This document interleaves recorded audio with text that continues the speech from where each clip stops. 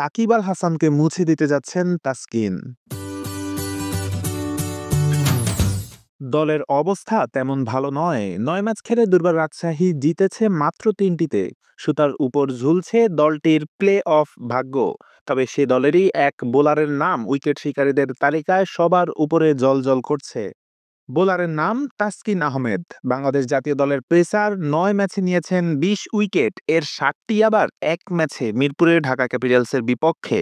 বিপিএলে যা সেরা বোলিংয়ের রেকর্ড, স্বীকৃত টি-২০ ক্রিকেটে তৃতীয় সেরা। গত ম্যাচ থেকে দুর্বার রাজশাহীর অধিনায়কত্বের ভারও উঠেছে তাসকিনের চওড়া কাঁধে। তাসকিন দলকে শীর্ষ ৪-এ রেখে প্লে অফে তুলতে পারবেন কিনা কে জানে। তবে দল প্লে অফ নিশ্চিত না করতে পারলেও তাসকিন আরও বড় একটি রেকর্ড নিয়ে টুর্নামেন্ট শেষ করতে পারবেন। রেকর্ডটা বিপিএলে এক মৌসুমে সবচেয়ে বেশি উইকেট নেওয়ার। ২০ উইকেট তো হয়েই গেছে, লিগ পর্বে রাজশাহীর হাতে থাকা ৩ ম্যাচে ৪ উইকেট পেলেই রেকর্ড হয়ে যাবে। ২০১৮-১৯ মৌসুমে ২৩ উইকেট নিয়ে যে রেকর্ডের মালিক সাকিব আল হাসান।